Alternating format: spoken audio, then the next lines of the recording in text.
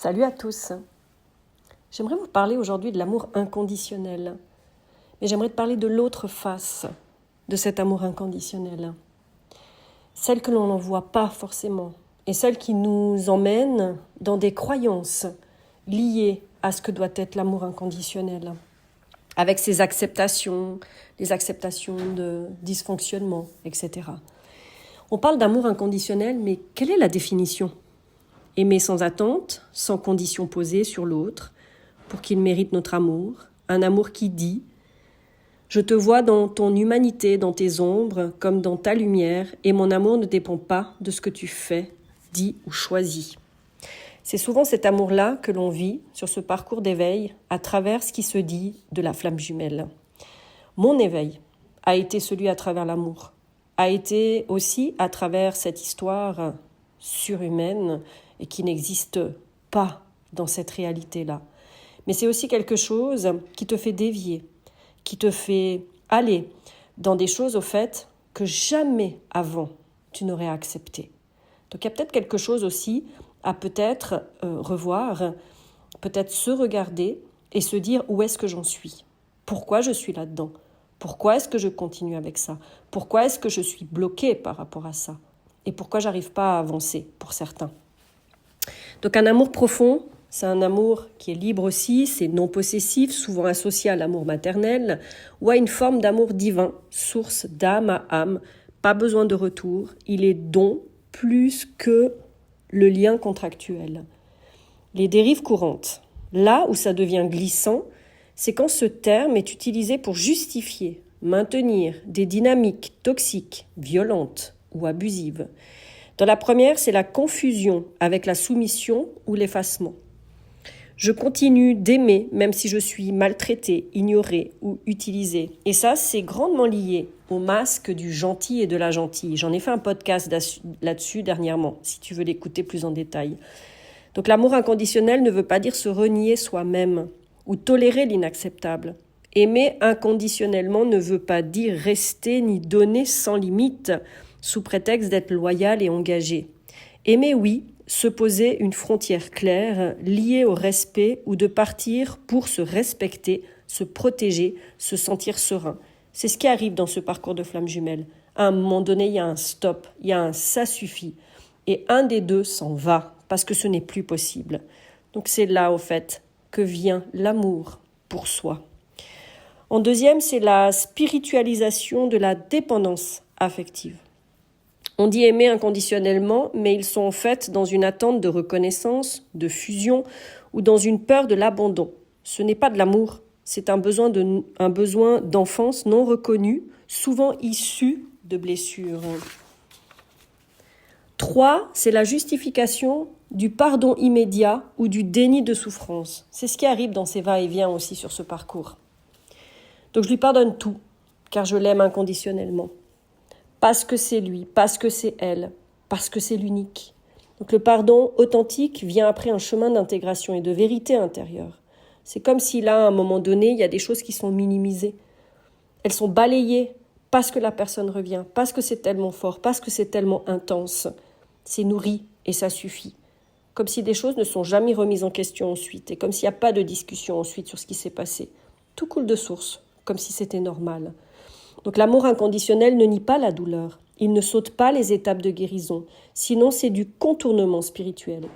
C'est mon âme sœur, c'est ma flamme jumelle, celui qui m'est destiné, etc. Tout c'est leurres et illusions qui nous enferment dans des choses qui ne sont pas en accord et alignées avec qui nous sommes, dans le respect de notre intégrité et de notre profondeur.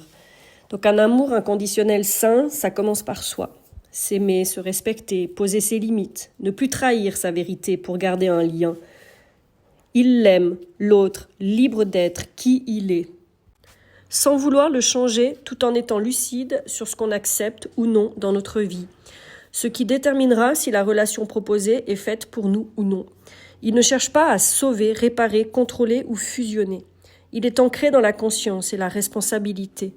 Aimer inconditionnellement, ce n'est pas tout accepter, c'est aimer sans attachement, sans condition de valeur, mais avec des conditions de relation. Ce que je vis dans le lien doit être bon, juste et nourrissant pour soi aussi.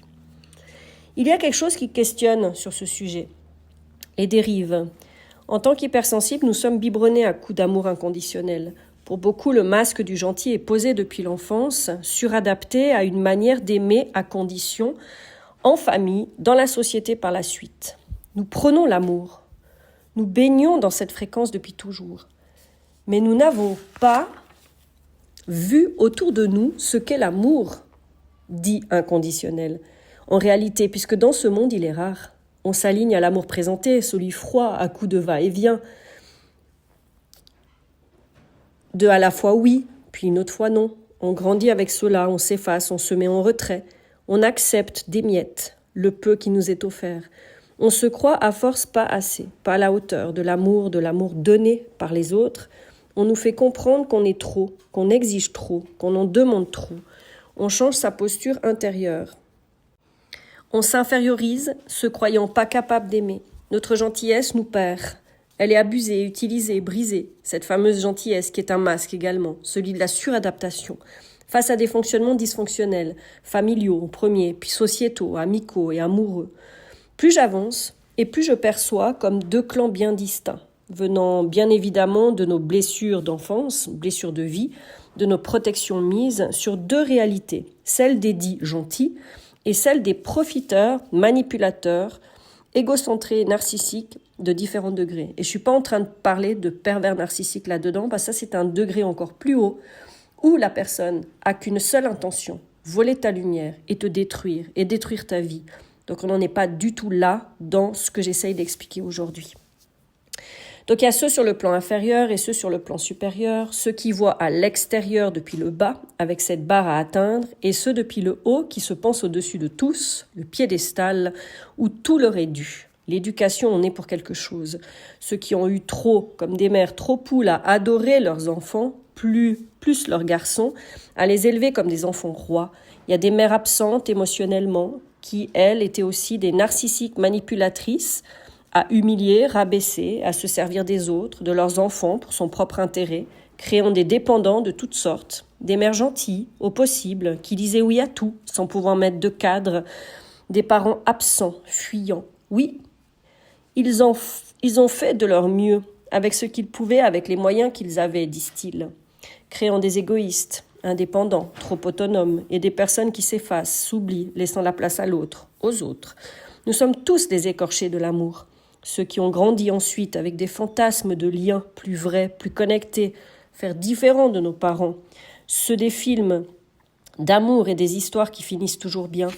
Tu sais, ces histoires fantastiques de sauveurs, de chevaliers, de princes pour leurs pauvres princesses persécutées, mal aimées, délaissées. La pauvre enfin sauvée. L'amour inconditionnel est né ensuite, de la religion tout d'abord, d'aimer le Christ, qui s'est sacrifié pour nous, de vivre une vie où l'on donne tout à l'autre, puis les mariages, où la femme se donne entière à son mari, sa soumise, rentrée dans le rang, tout est faussé, bref, raccourci, vulgarisé. Je pense que les hypersensibles, ces êtres si connectés à tout, ressentant absolument tout avec cette lumière, cette brillance, cette vérité et cet amour pur, non teinté de rien, ces valeurs nobles sont ceux qui portent cet amour, celui même pour ramener quelque chose de bien plus vrai, plus authentique, plus profond, pour faire sortir le monde de l'amour à condition, mais aussi de l'amour inconditionnel, qui est l'amour espéré depuis toujours, qui est détourné, celui sous couvert d'amour. On accepte tout, on reste attaché à des croyances d'un amour unique, prisonnier d'une personne, avec laquelle on a ressenti quelque chose d'unique, de puissant, d'inégalé, celui à qui on pardonne tout, et qu'on répète à force de coups, de va et de vient, mais aussi prisonnier d'une loyauté liée à l'engagement du cœur, valeur noble des hypersensibles et toute personne qui porte la loyauté du clan familial faussement, faussant grandement les décisions de partir quand on n'est pas respecté, car qui dit être loyal, qui s'engage et rompt sa promesse est considéré au plus profond de sa chair comme quelqu'un de pas fiable. On a le droit de se désengager lorsqu'on nous manque de respect et qu'on touche à notre honneur et intégrité. Les hypersensibles sont à mon sens les dépendants de quelqu'un. Du moment qu'il y a des jeux de pouvoir de la supériorité qui nous met dans une posture de soumission où la manipulation règne au sein de ce couple, lien, relation. On regarde beaucoup cette étiquette sans se demander si ce n'est pas la conséquence chimique de stratèges et d'emprises répétées déréglant complètement notre système nerveux, nous laissant à la suite de ces relations comme des drogués en manque de leur dose journalière. Cet amour passionnel, intense, n'a rien de sexy.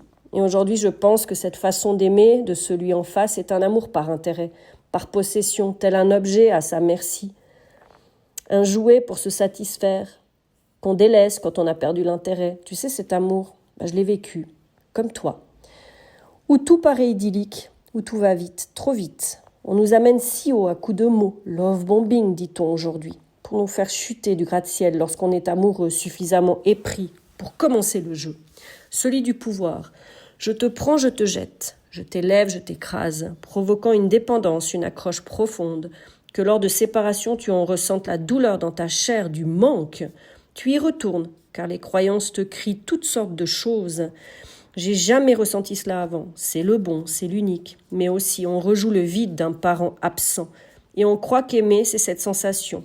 Mais cette personne, à chaque retour, te fait payer, se venge sournoisement, en t'enlevant l'amour, en le retenant, en choisissant chaque jour comment elle a envie de te traiter.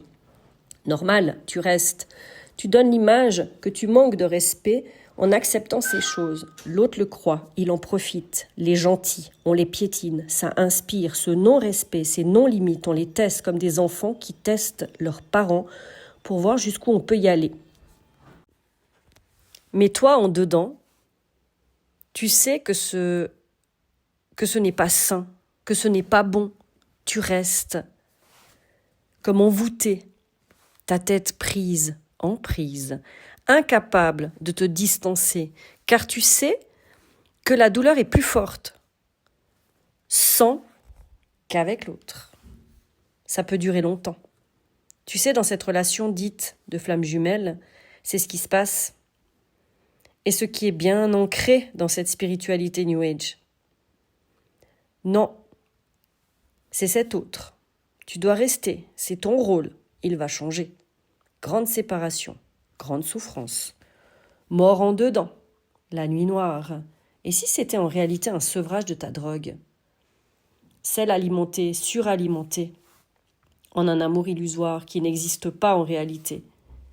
Ou du moins, sous couvert de cet amour inconditionnel. Il y a dans l'air ces temps comme un reset de tout ce qui a été faussé en amour, toutes les croyances mises autour de l'amour, la révélation aujourd'hui de la fréquence amour, et d'avoir la capacité, derrière le voile, derrière la lumière intense, de voir la vérité de ce qui a été pour de vrai. Quand j'observe ces deux relations vécues, en tout cas pour ma part, que je vois ce qui se vit ensuite. Je reste persuadée que l'on choisit ce que l'on vit avec d'autres personnes en face, ensuite, pour redorer le blason, pour passer incognito dans des comportements dysfonctionnels, pour protéger sa réputation. On fait tout parfait. On passe pour le parfait gendre, conjoint, on se persuade qu'on n'a pas été responsable de ce qu'on a engendré. La manipulation dans sa grandeur de jeu. Le caméléon qui rejoue des rôles différents, qui s'aligne avec le nouveau partenaire. Qui, l'autre, donnerait le bon Dieu sans confession? À quoi ça a servi tout cela? J'ai cette impression que ça arrive aux hypersensibles, en tout cas dans tous les récits de mes clients qui le sont, et puis des miens aussi. Pour ouvrir les yeux sur ce qui se joue, sur ce que l'on a cru, sur ce qu'on a vu de l'amour. On est ici pour sortir de l'amour à condition, mais aussi de l'amour inconditionnel. La déconstruction totale des illusions, des croyances, des projections, des idéaux d'hommes ou de femmes à aimer, des dogmes et des conditionnements. On ne peut vivre ces intensités pour rien. Juste pour souffrir? Mais je ne pense pas. Pour déconstruire, on passe par des choses impensables, inacceptables. Et dans ce lien spécial, on vit des choses qu'on n'aurait jamais acceptées avant cela, et qui d'ailleurs ne seront plus jamais acceptées ensuite. Une chose qui est certaine là-dedans, c'est l'amour que nous avons mis. C'est notre lumière qui a élevé cette relation. cette authenticité, cette vérité. C'est cette fréquence qui a porté l'autre sur un piédestal. Il s'est nourri de ce moment de gloire. Il a profité, joué, il est venu, il est parti, il est revenu, il est parti, etc. Et tu peux le rajouter le nombre de fois que tu veux. Entre nous, ils ont été chercher une autre lumière, ensuite, rapidement, pour s'alimenter encore, se sentir quelqu'un, se sentir exister. Parce que tout seul, cette lumière est éteinte. Et à deux, ils se nourrissent de la lumière de l'autre. Ils se nourrissent du regard de l'autre. Ils se nourrissent au fait de ce qu'on leur amène. Mais qui, franchement, si l'amour véritable y est, peut traiter l'autre ainsi? Qui peut s'endormir sereinement sur ses deux oreilles après avoir fait tellement de choses irrespectueuses? Provoquer une querelle pour papillonner quand le besoin se fait sentir d'aller voir ailleurs. Avoir fait mal, pouvoir être tranquille dans sa conscience, qui ne s'excuse pas. Qui peut faire croire qu'il a été victime, alors qu'ils ont provoqué tant de fracas, de ne pas se soucier. Surtout quand il y a des enfants au milieu. Pour qui cet enfant aurait voulu être adopté et porter son nom, en tout cas dans mon cas. Qui peut faire des actes qui vont à l'encontre de l'amour et ne pas se soucier du mal que ça va provoquer? Qui peut avoir des relations hors couple non protégées et revenir comme une fleur et reprendre ses actes intimes comme si rien n'était arrivé? Qui peut? Seulement ceux qui n'éprouvent pas d'amour sincère. Seuls ceux qui profitent des bienfaits sans s'engager, seuls ceux qui se servent, seuls ceux qui pensent que l'on peut être, tel un objet, la possession, liée au jeu de pouvoir. Je domine, tu es soumis, tu obéis, tu es présent pour moi, j'en dispose à ma guise. Est-ce cela l'amour? Je pense que ce sont des actes possibles, faits, par des personnes qui vivent en surface d'eux-mêmes, déconnectées de leur cœur, corps et de l'amour, ou des grands joueurs, manipulateurs, avec une empathie inexistante, peut-être juste intellectuelle, et aucune intelligence émotionnelle, réelle. L'amour inconditionnel n'existe pas. L'amour tel qu'il baigne en nous n'est pas encore mis au grand jour. Il est tant hypersensible de voir notre valeur. L'amour que nous offrons, dans sa version la plus pure, rattachée à rien et à personne, de le laisser vivre en nous, de le déployer, de ne plus le contenir, d'inspirer et surtout d'embarquer les gens dans notre aventure, en ne se laissant plus jamais dicter la manière d'aimer. Aimer, on sait le faire de façon innée. C'est être aimé que nous ne connaissons pas l'authenticité. Puisque la plupart des gens vivent déconnectés, débranchés, tels des robots, dans un faux self, à surjouer des rôles, à s'adapter aux autres. Nous en avons conscience, nous le percevons simplement. On le voit à l'instant même, ne plus laisser la vérité s'entacher, se fermer, se retenir, se contenir, se suradapter. On a les capacités de le percevoir, alors on peut le changer. Et comment? En ouvrant les yeux, en reprenant notre place. Non, nous ne sommes pas en dessous, car nous sommes fragiles, trop sensibles, comme peut le dire cette société. Nous sommes à la juste place. Protégeons ce que nous portons en nous, cette vérité, cette fréquence. Défendons-la. Ne permettons plus ces autres se croire supérieurs, car ils ne flanchent pas de leurs émotions, qu'ils ne se laissent pas emporter par l'amour, par la vie. C'est tout maîtriser. Donc de nous faire croire toutes sortes de choses, comme tu es trop, pas assez, pour cette société, ce qui est totalement faux. Nous sommes justes, loyaux, fiables, bons, aimants. Pourquoi devrions-nous changer et se contenir? Car on dérange ce qui est endormi. Car à nos côtés, on soulève la vérité et révèle les faux semblants, les jeux de pouvoir s'ils ne sont pas prêts. Si ça réveille en eux de l'inconfort et des émotions qu'ils ne savent pas accueillir, ce n'est pas à nous de nous effacer, de leur laisser la place, cette place froide, éteinte et inanimée, On est là pour vivre, ressentir, partager. Et ceci dans le vrai et les valeurs de cœur, pas analyser ni contrôler, penser pour les autres, faire à leur place, chacun leur responsabilité de devoir se reprendre en main, se guérir, évoluer pour de vrai. La flamme jumelle, qu'en est-il? Rien, à part qu'il nous montre tout ce qu'on n'est pas, tout ce qu'on ne veut pas, tout ce qui n'est pas l'amour, la vérité et l'authenticité. Ne dit-on pas qu'ils sont aussi nos parfaits opposés?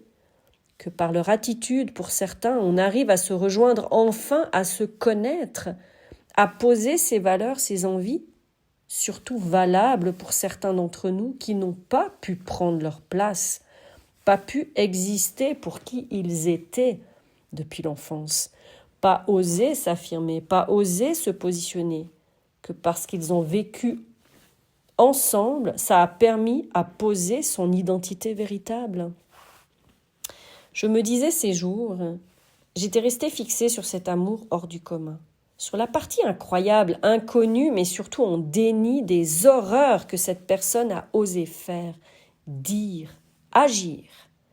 C'est en ayant ces passages, toujours aussi précis, encore aujourd'hui, de scènes vécues, que j'ai posé encore plus le fait que ce n'était pas de l'amour véritable de sa part. Toutes ces choses se réveillent à nouveau. J'ai pas mal de clients qui viennent me voir pour différentes relations toxiques ou des abus. Et tout ça vient réveiller les vraies images, la vérité de ce que ça a été cette relation. La croyance de l'amour inconditionnel nous garde dans une illusion de beauté, de parfait, alors que ce n'est pas vrai. Les actes déterminent l'amour que l'on peut avoir pour quelqu'un ou non. Le non-respect de la femme à ses côtés et de l'enfant petit au milieu de cela aussi. La famille, le cocon est sacré. Quand quelqu'un y entre, il entre dans un espace à entretenir, à protéger, à soutenir, à respecter. Un espace maman solo, pour certains, qui prend tout en charge, joue les deux rôles, et ce n'est pas rien. Tout détruire, jouer, mais qui peut faire ça, en sachant qu'il y a un enfant là au milieu pour certaines histoires, si ce n'est autre chose que de l'amour? Les hypersensibles ont tendance à idéaliser au fait l'amour. Le couple, comme si on attendait cela pour déployer ce que l'on sait faire de mieux, aimer. Mais c'est en nous, ça, fait partie de nous. On l'a oublié puisqu'on a dû se soumettre à l'extérieur, à la famille, aux amis, aux amoureux, se suradapter à un amour conditionné, perdu, ensuite à l'amour inconditionnel, pour contrer ce dont on a manqué enfant. On n'a pas eu les modèles en face. On s'est retrouvé dans des histoires toxiques, car on n'est pas là, pas présent, on se donne, on se sacrifie, on s'efface en amour. On devient invisible, on cherche l'amour, alors qu'il est déjà là, et que ça a toujours été le nôtre que nous avons donné.